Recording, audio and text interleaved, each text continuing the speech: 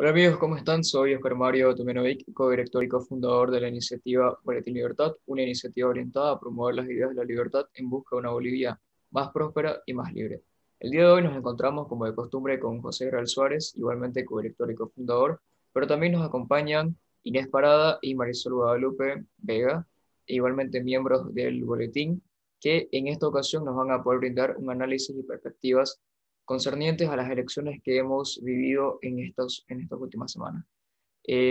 Vamos a poder comenzar con la exposición de Israel Suárez, que nos va a hablar acerca del Estado de Derecho y cuáles son las perspectivas a futuro dentro del panorama jurídico en Bolivia.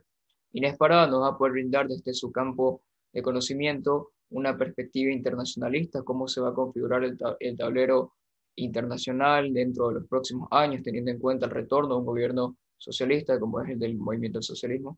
Y por último, para finalizar, vamos a tener la brillante exposición de Marisol, que nos va a poder hablar acerca de la democracia, sus actores y significados, igualmente en una exposición brillante. Yo me voy a encargar de exponer acerca de las diferencias y similitudes que podemos encontrar desde las ciencias políticas, realizando un análisis y comparación de las dos diferentes elecciones, ¿no? Las que vivimos, las accidentadas elecciones de 2019 y las más pacíficas que vivimos este año 2020. Sin nada más que agregar, querido Israel, tenés la palabra, puedes comenzar. Gracias, Oscar Mario. Bueno, de igual manera, saludar a Marisol e Inés, dos miembros activos de este boletín que siempre han estado hombro a hombro con nosotros dando la lucha por la libertad. Bueno, luego de estas elecciones se puede analizar la situación política o jurídica desde muchas perspectivas. Y una de ellas es poder analizar y entender la implicancia del Estado de Derecho. Un término, bueno, bastante conocido, pero muy poco entendido. Antes de empezar,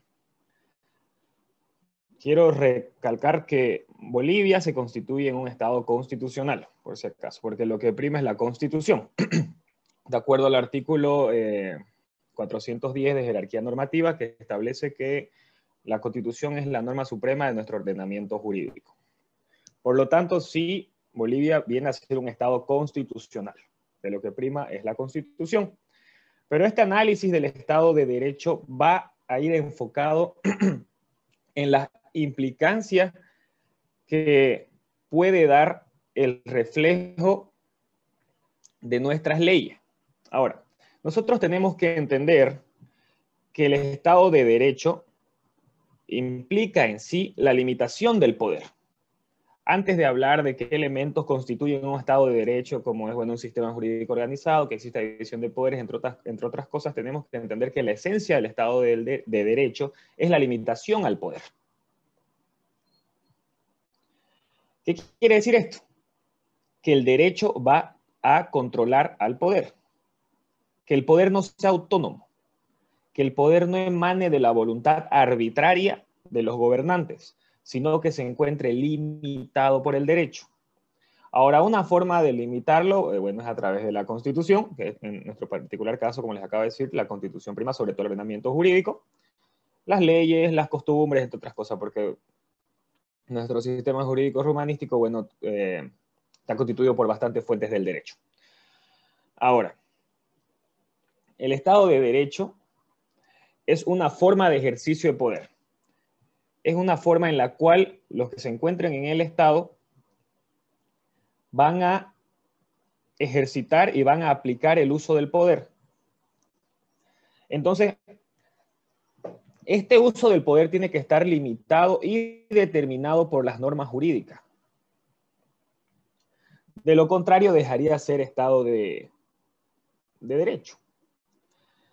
Ahora, tenemos que entender algo que es muy esencial. En un Estado de Derecho, el fin de este es limitar al poder. Como lo mencioné anteriormente, tiene que ser el derecho o las normas jurídicas las cuales establezcan límites al poder. No que el derecho refleje el poder. Si el derecho refleja al poder, si las normas jurídicas reflejan al poder, no estamos hablando de un Estado de Derecho. estamos hablando de un estado de legalidad. Un estado, bueno, donde se cumplen las normas, pero estas normas no están limitando el poder arbitrario que tiene un gobernante, sino están reflejando el poder. Ahora, con esta explicación hay que preguntarse, ¿en Bolivia hay Estado de Derecho o no? Mi respuesta va a ser un contundente no. No, para nada, no tenemos Estado de Derecho. ¿Por qué? Porque las normas aquí no limitan al poder. Y si tenemos normas que de cierta forma limitan ciertos actos y competencias de los gobernantes, incluso solo están escritas en simple papel. Nosotros hemos podido apreciar y ver esto durante muchos años, como el anterior gobierno del MAS, que ahora lamentablemente ha retornado al poder, usaba la ley a beneficio propio. Entonces esa norma, como les acabo de explicar, solo refleja el poder que ellos tenían. No era una norma que los limitaba. Entonces, como el primer elemento del Estado de Derecho es limitar al poder a través de la ley, claramente en el particular caso boliviano hemos visto que no es así, sino que la norma refleja el poder que tienen nuestros gobernantes. Por lo tanto, vivimos en un estado de legalidad. Un estado donde se cumplen las normas, pero normas que reflejan el poder que tienen los gobernantes. Muchos de estos casos hemos visto a lo largo de los años. Aparte, Bolivia, de ser un estado de legalidad, también es un estado presidencialista. Y Bolivia es un estado donde el presidente tiene mucho poder, tiene bastante poder. Que si uno no le cae bien al presidente, o sea, te liquida, te destruye, o sea, hasta te pueden quitar tus bienes, etcétera. Pueden hacer lo que le dé la gana. De igual manera, eso podemos verlo con la Asamblea Legislativa, aprovechando antes su 2/3 y bueno, durante el gobierno transitorio de la presidente Yanine Áñez, vimos cómo los parlamentarios masistas hacían uso de sus atribuciones para dictar leyes en beneficio propio y leyes que perjudicaban a la sociedad incluso con el fin de poder hacer una lucha política, una lucha en pugna de poder con el gobierno de Yanine Áñez. Entonces, Bolivia no tiene un Estado de Derecho, sí es un Estado constitucional, entendiendo que lo que prima es la Constitución, pero entendiendo el origen de que el Estado de Derecho, sea cual sea la forma de limitarlo a través de la Constitución, de las costumbres, etc., aquí en Bolivia no existe, no hay. No se trae en el cuento que en Bolivia sí tenemos un Estado de Derecho, porque muchas personas manifiestan que es así, que vivimos en un Estado de Derecho, pero los gobernantes no cumplen las normas. Mentira, vivimos en un estado de legalidad donde incluso los gobernantes ni siquiera cumplen las normas. Al parecer estamos en tiempos hace 500, 600 años donde los gobernantes eran los legibus solutus, ¿no? Que la norma no le aplicaba a ellos, sino aplicaba al resto. Entonces, habiendo entendido esto, es lamentable poder ver que en Bolivia no contamos con un Estado de Derecho verdadero, para nada, solo tenemos un simple estado de legalidad, donde la norma, lo reitero, solo refleja el poder y refleja la voluntad arbitraria de nuestros gobernantes.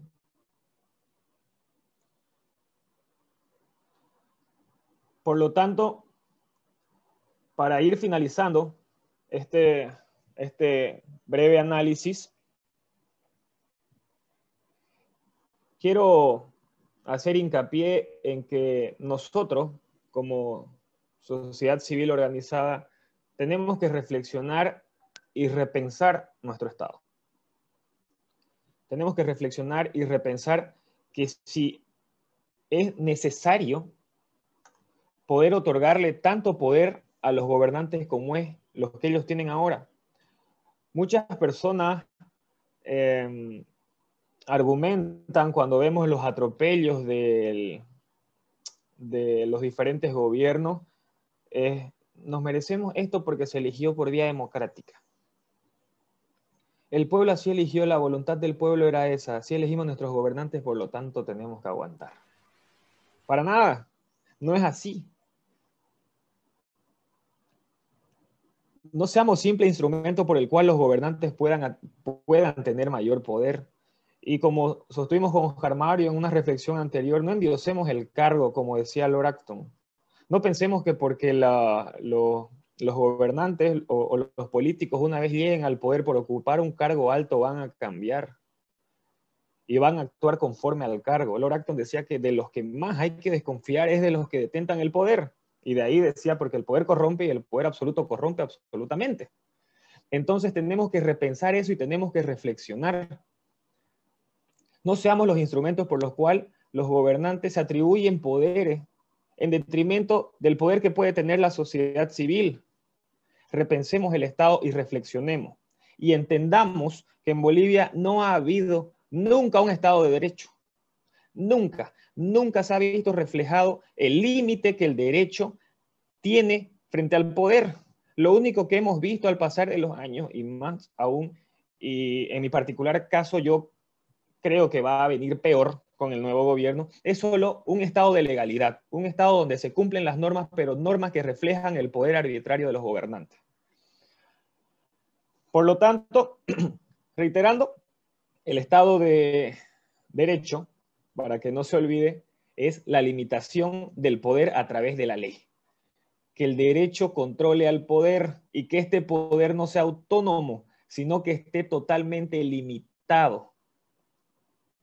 Y que esta forma de limitar el poder, reitero, puede ser ya a través de la Constitución, puede ser a través de las leyes, puede ser a través de las costumbres. Y a su vez, reflexionemos y tomemos en cuenta el rol que tenemos que tener como sociedad civil, la importancia de repensar el Estado y la importancia de poder entender los conceptos, de poder entender el fin de los conceptos que nosotros defendemos.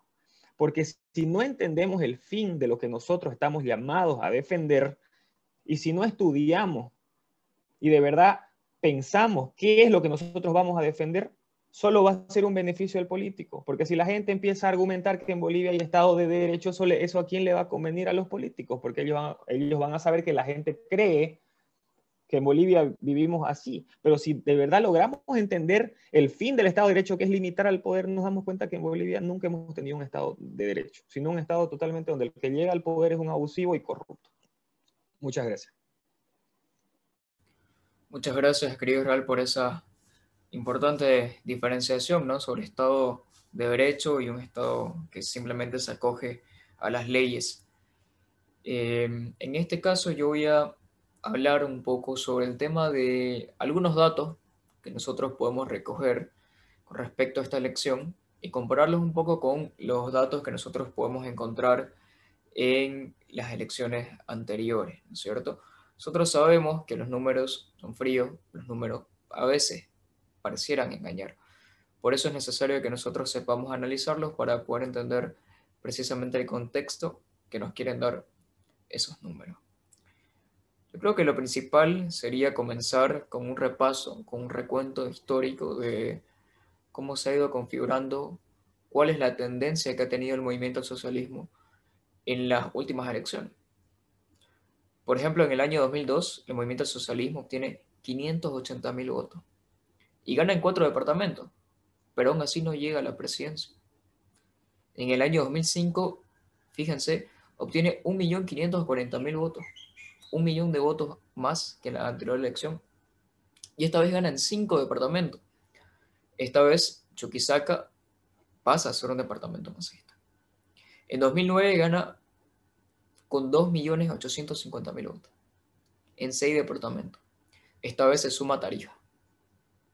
En el 2014, el movimiento socialismo ya obtiene más de 3 millones de votos, ganando en 8 departamentos. Quiere decir que solamente un departamento no fue ganado por los masistas, ¿no? En este caso fue Beni. Quiere decir que tanto Pando como Santa Cruz fueron departamentos que votaron mayoritariamente por el movimiento del socialismo. En el 2020 vemos que el movimiento al socialismo obtiene 3.390.000 votos. Gana en 6 departamentos. ¿Qué quiere decir esto? Lo primero que nosotros podemos ver de estas primeras cifras es que el movimiento al socialismo obtiene una mayor cantidad de votos ganando en menos departamentos. Esto es muy importante porque se ha trazado una línea discursiva de que ganando en un solo departamento o ganando en cuál departamento se puede llegar a la presidencia, cuando esto es totalmente falso. Los datos nos dicen que el movimiento al socialismo, ganando en 6 departamentos, únicamente en 6 departamentos, ha obtenido una cantidad de votos, o sea, 390.000 votos más que en elecciones anteriores, ¿no es cierto?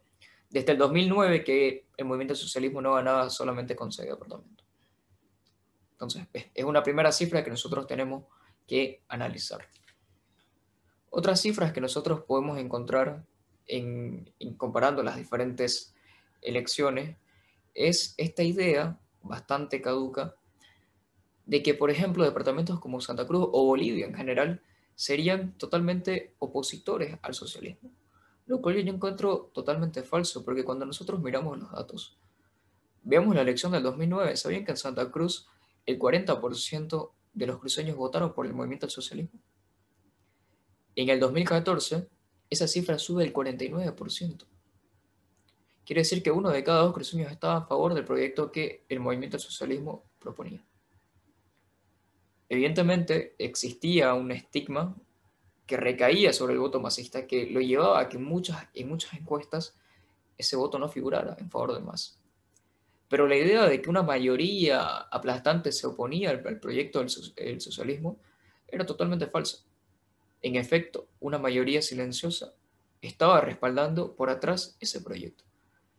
Y esa es una de las consecuencias por las cuales el movimiento al socialismo en esta elección se logra imponer con el 55% de los votos.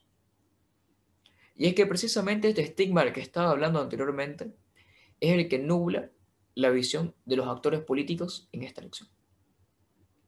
Si nosotros vemos las diferentes encuestas, vemos que en el periodo febrero a marzo existía cierta certidumbre dentro del electorado. Evidentemente ya teníamos una presidenta candidata, teníamos un Luis Fernando Camacho bastante desgastado que no estaba consiguiendo prácticamente nada de arrastre. Y eso se reflejaba, por ejemplo, en una encuesta de CIES Mori en febrero, en el cual el voto indeciso, sumando no sabe, no responde, blanco, nulo, es decir, personas que no están participando de forma directa en la decisión de quién va a ser presidente, formaba apenas, y vamos a poner entre comillas apenas porque sigue siendo un número considerable, el 16% del electorado. ¿Qué quiere decir esto? Que apenas el 83.9% del electorado estaba decidiendo quién iba a ser el presidente, de forma directa. Sin embargo, y esto para hacer la comparación, en marzo ese porcentaje apenas se disparó al 17%. Es decir, veíamos que existía una tendencia uniforme. Pero cuando llegamos, por ejemplo, en octubre, cuando varios candidatos ya se habían retirado y se habían bajado a la contienda electoral, vemos que esta cifra se dispara casi al 30%. Estamos diciendo que una de cada 3 personas no estaba decidida en su voto. No iba a decidir de manera directa quién iba a ser el presidente.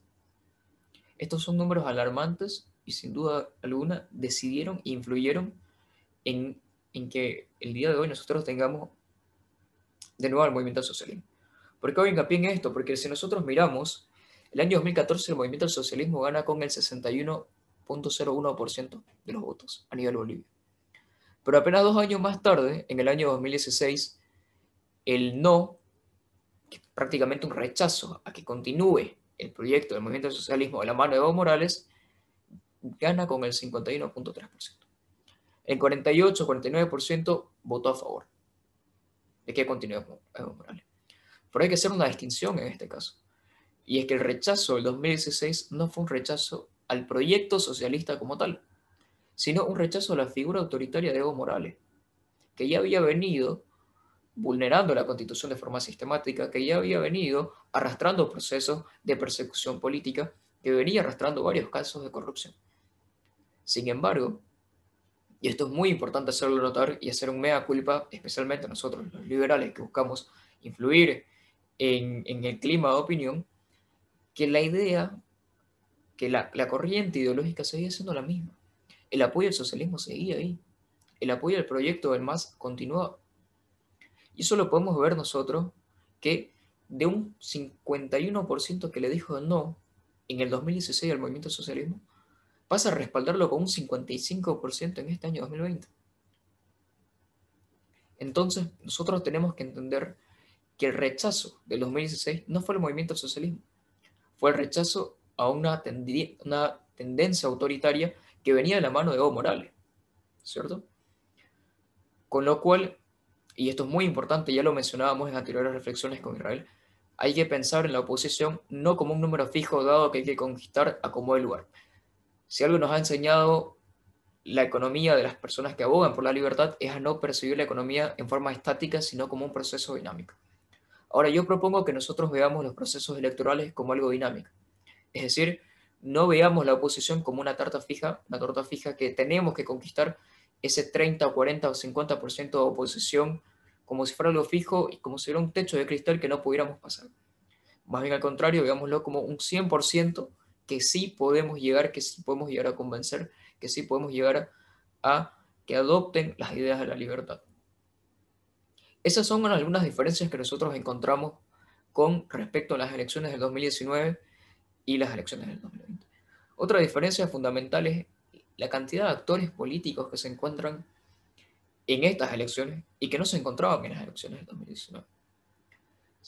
Cuando hablo de actores políticos, evidentemente estoy hablando no solamente de los partidos políticos como tales. Estamos hablando de una sociedad civil bastante empoderada, bastante consciente, bastante alarmada y que al mínimo indicio de autoritarismo va a levantarse, tal y como se está manifestando, tal y como se ha estado manifestando en los últimos meses.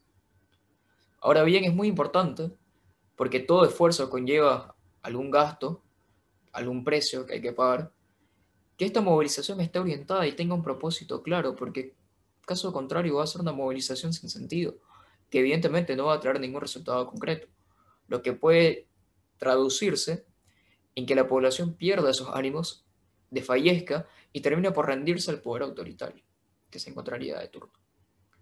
Esto es algo que nosotros tenemos que tener presente, especialmente en estos momentos en los cuales una movilización se está llevando a cabo. Hay que replantearnos cuáles son nuestros objetivos, cuáles son nuestros motivos y cuáles son las metas que queremos lograr con esa movilización.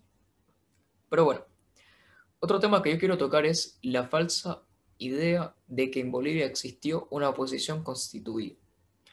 Más bien al contrario, lo que yo defiendo es que el movimiento socialismo es el único partido político, la única estructura real que existe en el país, que se encuentra presente en los 9 departamentos y que creo que las cifras precisamente respaldan esta tesis. Cuando nosotros vemos las diferentes contiendas electorales, nos topamos con que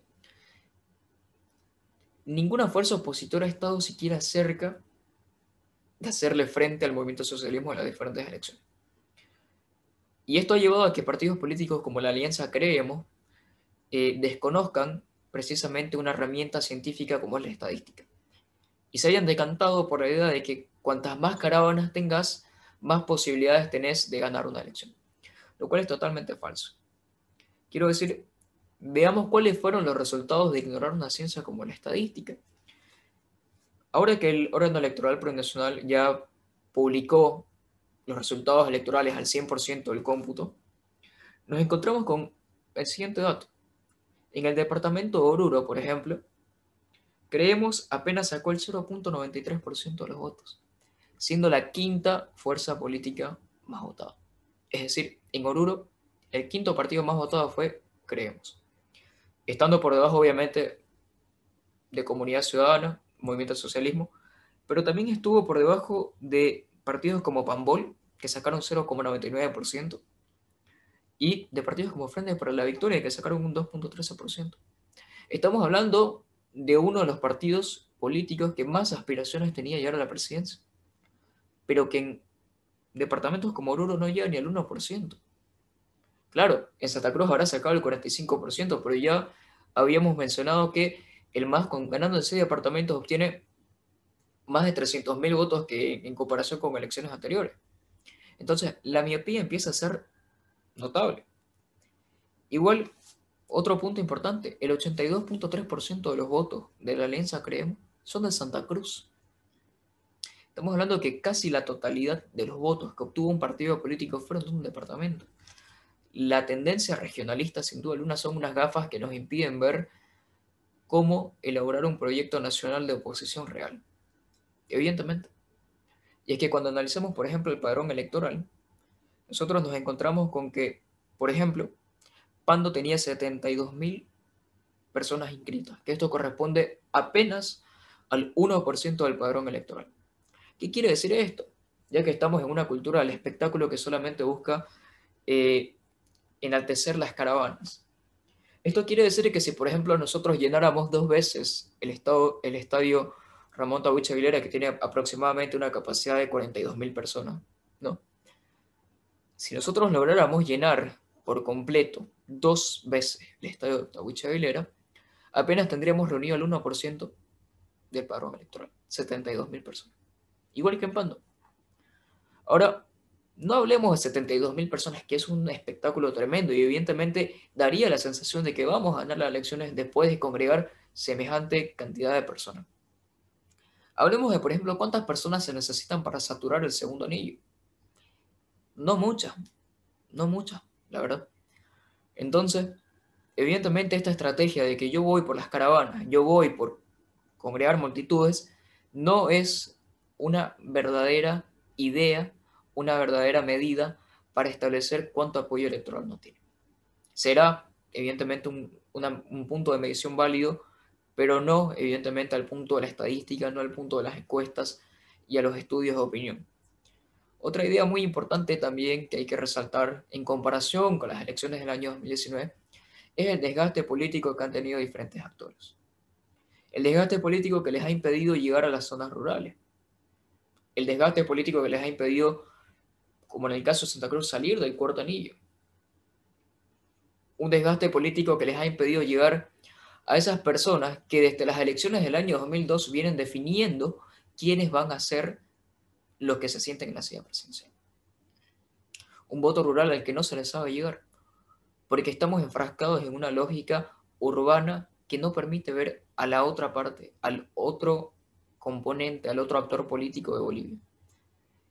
Eso nos lleva a que, por ejemplo, una campaña de Carlos Mesa sea una campaña no tan eficiente como la del año pasado. Evidentemente, llevar los gastos, dirigir una campaña después de haber llevado otra bastante accidentada es complicado, sí, pero precisamente es eso lo que le dio una ventaja, un margen bastante amplio al movimiento socialismo a la hora de poder acercarse a diferentes sectores sociales, que siguen tragándose ese cuento de los neoliberales, de la derecha, pero pensemos un poco, ¿no fue precisamente eso lo que pasó cuando ingresa al poder el gobierno transitorio y se vio envuelto en casos de corrupción, en casos de nepotismo y en diferentes irregularidades que mermaron al fin y al cabo su credibilidad?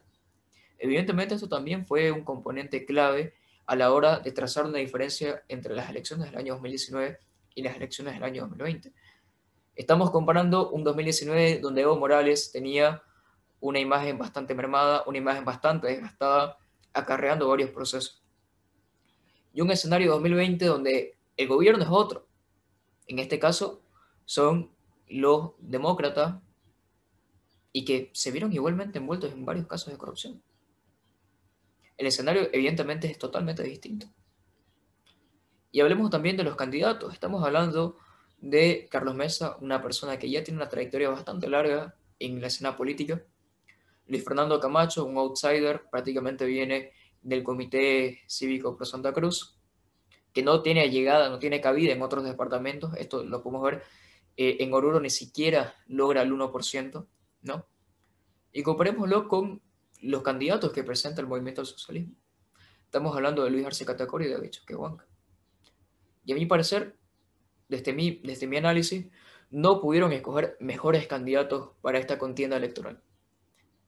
Ya mencionaba que tenemos un gobierno que tuvo bastantes puntos débiles, bastantes casos de corrupción y que evidentemente un pésimo manejo de la pandemia se tradujo en una crisis económica. ¿Y quién fue el candidato a la presidencia para el movimiento socialista? Un economista, venía precisamente a responder las necesidades e inquietudes de esa clase media que componen el grueso de la población de Bolivia, ¿no? Un economista que en el imaginario colectivo, en el imaginario popular, es el artífice del boom, del crecimiento, de esta riqueza o bonanza que ha tenido Bolivia en los últimos 14 años. El ideólogo del el modelo económico de Bolivia. Evidentemente iba a ganar precisamente a todas esas personas de las clases medias que estaban preocupadas por su economía, que estaban preocupadas por cómo iba a estar su bolsillo en los siguientes 5 años. Pero veamos también la figura del vicepresidente. David Choquehuanca, un indígena que precisamente viene a conciliar esa idea de la complementariedad que existe en el mundo andino y en el mundo oriental. Una idea que se complementó bastante bien, fue una idea que supo acomodarse, que supo acoplarse a las lógicas electorales de Bolivia y sin duda alguna surtió muy buen efecto. Por otro lado, en la oposición siguen con esa idea de los regionalismos, de querer unir Oriente y Occidente, cuando podemos ver en esta elección que esa lógica ya está totalmente caduca. Tenemos dos candidatos del movimiento socialismo que son de Occidente, pero que representan otra cosa, la clase social. Representan precisamente a una clase media, relativamente educada, que tuvo la posibilidad de irse a Reino Unido a hacer una maestría o a hacer cursos superiores, y una clase indígena que precisamente va a velar por la dignidad de esos pueblos. No es un candidato a Oriente y otro a Occidente, sino precisamente esas clases que tanto ha trabajado el movimiento socialista. Yo creo precisamente, en base a lo que estoy señalando, que un proyecto de oposición va a tener que ir por ese lado. Y ya para finalizar, creo que otro punto que nosotros debemos considerar a la hora de hablar de estas elecciones es precisamente el planteamiento del proceso electoral como una fuente confiable. Evidentemente nosotros como liberales debemos estar siempre desconfiando de las autoridades, siempre desconfiando de los políticos. Los gobernantes son los que tienen el monopolio de la fuerza. Evidentemente ellos están en ventaja. Solamente con nuestro apoyo tácito, rindiéndonos nosotros a su poder arbitrario, es que pueden tener un ápice de legitimidad. Sin embargo, cuando nosotros analizamos los dos procesos electorales, tenemos uno bastante accidentado, en este caso el 2019, con un fraude grotesco. De hecho, hay un paper reciente publicado por Diego Escobar de la Universidad de Oklahoma y de Gary Hoover de la Universidad de Texas, si mal no recuerdo, en el cual se analiza precisamente el proceso electoral de 2019. Tanto Escobar y como Hoover llegan a la conclusión de que aproximadamente el 2.67% de los votos fueron a favorecer al movimiento del socialismo cuando, deteniéndose el TREP al 83-84%, se reanuda. Es decir, casi unos 150.000 votos fueron a favorecer al MAS, siendo que 2/3 de las actas que faltaban por computar pertenecían al sector urbano, desbaratando esa idea, desmontando esa idea de que no existió fraude, de que las actas que faltaban eran de la región popular, campesina, que tiene una tendencia a apoyar el movimiento socialismo, con lo cual sí, evidentemente este proceso electoral que vivimos hace unas semanas fue totalmente pacífico, las irregularidades fueron bastante marginales, ¿no? A diferencia del anterior proceso electoral que sí tuvo bastantes irregularidades, observaciones por parte de organismos internacionales tales como la OEA, que llega a presentar dos observaciones, dos informes, uno de 13 páginas y otro casi de 90.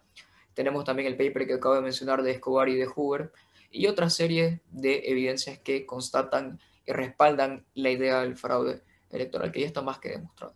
Con lo cual, para cerrar mi intervención, que hayamos tenido dos procesos electorales totalmente distintos y en el cual uno sale derrotado del movimiento socialismo y el cual el otro sale victorioso, no anula, y es muy importante resaltarlo, no anula que se haya cometido un fraude grotesco en 2019, y eso es muy importante repetirlo, porque sin duda alguna, como ya seguramente Inés nos va a comentar enseguida, puede tener grandes repercusiones en el escenario internacional a la hora de dar legitimidad a un gobierno que dentro de poco va a asumir. De esta forma yo concluyo mi intervención. Muchas gracias por escucharme. Inés, tenés la palabra.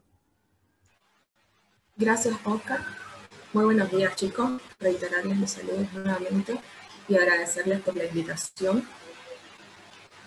Voy a tomar tu palabra respecto a la imagen internacional que ahora está teniendo Bolivia después de las elecciones del domingo pasado. Han salido noticias de que la OEA, la ONU, organismos sumamente importantes, han felicitado y han dado fidelidad de los comicios pasados y bueno, han aceptado y han felicitado al movimiento del socialismo, específicamente a Luis Arce, por el desempeño que va a lograr más adelante, ¿no? Por otra parte, es importante recalcar el aspecto diplomático y cómo se va a desarrollar a partir de aquí en los siguientes 5 años, ¿no? Cuando vuelvan a haber elecciones. Existe una teoría en relaciones internacionales que se llama la teoría de los anillos. Es importante porque cada país debe desempeñarla de manera de que pueda fortalecer cada uno de los anillos que lo componen. El primer anillo está compuesto por los países limítrofes al país y el segundo anillo está compuesto por los países regionales. El tercer anillo no lo voy a tocar porque no tiene relevancia ahora, pero sí los dos primeros. En relación a los países latinoamericanos que nos rodean, absolutamente todos han felicitado y han dado fe de que las elecciones han sido totalmente transparentes y apoyan y dan ese respaldo político de que es fidedigno el movimiento al socialismo. Por otra parte, a nivel regional ya, tanto México como Estados Unidos apoyan y felicitan también. Y es importante y es interesante también que Estados Unidos lo haga, ¿no? Habiendo criticado mucho el año pasado el desempeño de las elecciones y bueno, todo lo que tuvo que ver con el fraude del año pasado. Sin embargo, existe la retórica de que gracias a los resultados que hemos visto este año, se desestiman todas las causalidades que hubieron el año pasado en las elecciones.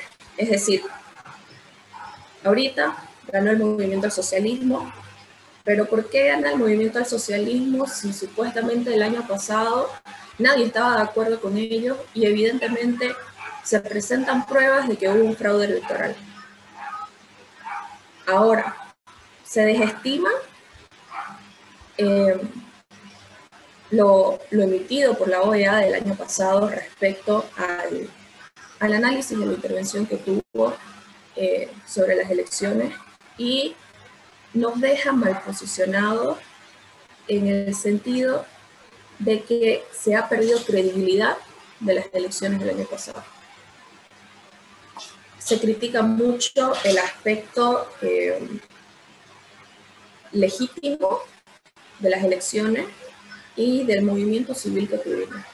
Evidentemente, el paro cívico del año pasado fue un movimiento sin precedentes que nadie lo esperaba y sorprendió a muchos a nivel internacional, ¿no? Pero con el triunfo del movimiento al socialismo este año, se ha desestimado todo eso. Siendo realistas y viéndolo desde una manera más neutral, todo eso queda desestimado, ¿no? Se pierde fuerza y es ahí donde se cuestiona a la oposición boliviana también. ¿Qué credibilidad puede tener la oposición ahora o cómo pueden apoyar internacionalmente a quienes ahora están alegando un fraude electoral sin hechos fácticos como prueba? Entonces, eso es lo interesante de analizar. Por otro lado, el aspecto económico a nivel internacional. Si mal no recuerdo, en diciembre del año pasado, en relaciones diplomáticas, se quebrantaron las relaciones con México por el tema de los geos, ¿no?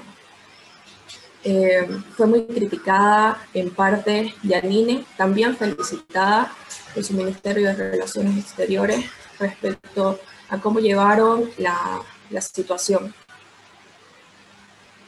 Ahora bien, ¿a qué me voy con esto?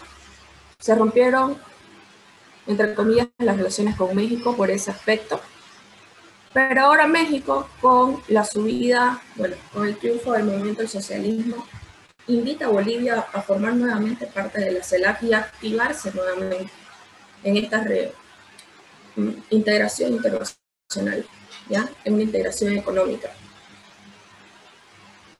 La aceptación que está teniendo ahorita el partido ganador nos indica que posiblemente se establezcan y se fortalezcan las relaciones diplomáticas, lo cual a nosotros nos conviene muchísimo.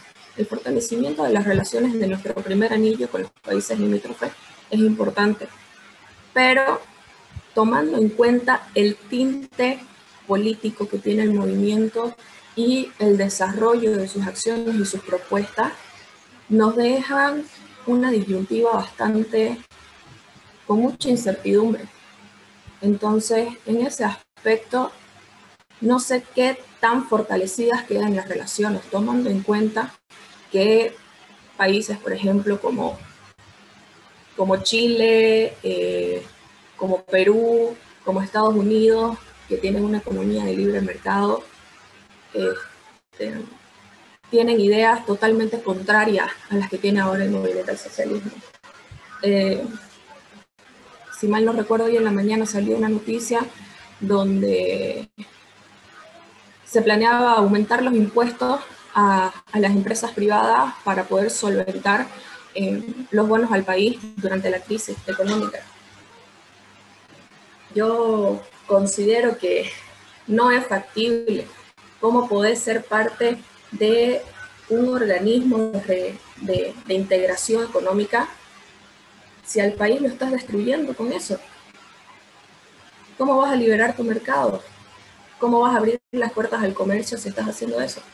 No le estás dando paso a la empresa privada a expandirse. Entonces, desde ahí empieza la incertidumbre de Bolivia a nivel internacional. Ya no tanto política, debido a la aceptación que está teniendo, pero económicamente no creo que la escalada sea positiva. Y bueno, para concluir, es importante tomar en cuenta y saber que las relaciones diplomáticas de un país son la cara que uno le da al sistema internacional y a la comunidad internacional. Que es importante mantener esa relación con los países, sea cual sea el tinte político, por un tema ya no solamente ideológico. Consideremos que Bolivia es un país periférico, no es un país industrializado, es un país tercermundista que necesita inversión y necesita apoyo internacional. Entonces, el fortalecimiento de las relaciones puede avivar todos estos deseos que como bolivianos tenemos de crecer como país. Gracias, chicos. Muchas gracias, Inés, por esa intervención. Muy preciada la exposición, ¿verdad? Siempre se agradece esa perspectiva internacionalista y el análisis de los diferentes actores internacionales. Muchas gracias. Pasamos ahora con Marisol. Te escuchamos. Primeramente, muy buenos días. Agradecerle a los directores de Boletín Libertad por generar este espacio. Bueno, me gusta empezar siempre con un poco de historia respecto a la democracia. Muchos autores han coincidido, y este es uno de Robert Dahl, que la democracia, el término soñado a mediados, de hecho, del siglo V a.C., y estos se utilizaban específicamente para denotar sistemas o regímenes dentro de las ciudades-estado. Aunque la evolución que tuvo mayor por así decirlo, fue una evolución crucial, se dieron en las áreas del Mediterráneo, en las que podemos encontrar Grecia y Roma. Sin embargo, no podemos dejar de lado, además que en Grecia clásica, en la República Romana, también se pasó en las repúblicas italianas, en el siglo XII hasta el Renacimiento. De ahí pasamos a lo que vendría a ser la democracia representativa en Europa y Norteamérica en el siglo XIX y hasta la gran difusión de la democracia en el siglo XX. Hay unas características por las cuales menciona cómo debería ser una democracia. Ellos dicen una participación efectiva, un electorado informado, inclusión, derechos fundamentales, respeto, o esto también podría mencionarse por libertad de asociación, libertad de expresión, fuentes de información independientes y un control ciudadano masivo sobre los programas de acción que se están llevando por parte de los partidos políticos. Otro de los grandes también politólogos que nos había mencionado acerca de la democracia es Giovanni Sartori en su obra, que es La democracia. Este lo estudia específicamente porque la democracia es muy compleja, debido también a las múltiples acepciones que lleva la misma. Primeramente, etimológicamente, como todos conocemos, la democracia deriva de demos y kratos, ¿no? Que significa poder del pueblo. Pero si esta palabra en su sentido literal o etimológico debería significar lo que en realidad debe ser, entonces el pueblo es quien gobierna. Aquí hallamos una doble función, ¿no? El pueblo como gobernante, en primer lugar, y el pueblo como gobernado en segundo lugar. Ahora, una de las múltiples acepciones que encontró, y fue la primera, que la democracia, como ya lo había mencionado, es tan compleja, y es por ello que la Haya sujeta el término a una entidad política, a una forma de gobierno o asociación. En segundo lugar, asocia este término, lo que había dicho, la doble función del pueblo, y que la democracia vendría a ser un lugar donde, no un lugar, sino más bien un sistema donde el pueblo ejerce el poder, o más bien manda, sobre el mismo pueblo, obviamente, y que este a su vez se encuentra en un régimen abierto y régimen de derecho. Sin embargo, comúnmente hoy se escucha repetir eslóganes o frases comunes en el cual se interpreta de una forma o se conceptualiza la democracia de forma muy reduccionista al simple hecho de sufragar o emitir un voto, ¿no? Ahora sí, hay unos puntos también determinantes que nos habla Giovanni Sartori que nos hace ver más allá de lo que es nuestra democracia. Dice qué es lo que debería considerarse por democracia y qué es lo que no debería considerarse como democracia. En primer lugar, lo que es la democracia siempre hay que verlo desde una óptica realista de lo que nosotros estamos en relación a nuestra realidad y de lo que nosotros concebimos acerca de nuestra realidad, de lo que vendría a ser la democracia. Y en segundo lugar, es lo que no debería considerarse como democracia, que lo vamos a ver desde una óptica racionalista, considerándolo de aquellas sociedades que no poseen los ideales acerca de la democracia, no podría llevarse a cabo esta. Además, nos habla sobre la idealización sobre la misma democracia, que también viene a caer en un error, porque idealizarla de forma exagerada puede ser contraproducente para la misma, en el sentido de que, siendo un ideal, una reacción de nuestra realidad, nosotros idealizamos lo que debería ser y de lo que nosotros quisiéramos, pero no de lo que es, y es así donde caemos en ese error y olvidamos lo que es nuestra realidad. Habla también sobre la opinión pública. La opinión pública es bastante determinante porque en las elecciones, dentro de las elecciones, se puede expresar, como había dicho Oscar Mario, a través de datos, lo que la opinión pública, o más bien la participación, de forma contundente, pero que tanto las elecciones como la opinión van a, si tienen que ser. Otro punto que quiero llegar es específicamente a lo de la participación, ¿no? La participación tiene que ser libre, voluntaria y activa. Denomina de dos formas. Hay una forma de movilización desde arriba y de lo que vendría a ser la misma participación, pero que viene desde abajo, que es de forma voluntaria. Pero cuando es obligada, viene a ser movilización desde arriba. Una vez mencionado esto, quisiera pasarme ahora a lo que vendría a ser un poco de la historia boliviana y la evolución que ha tenido la democracia. La Revolución Nacional de 1952 ha sido contundente y ha generado unos cambios estructurales, específicamente porque sentó las bases para construir una democracia a través, en teoría, ¿no?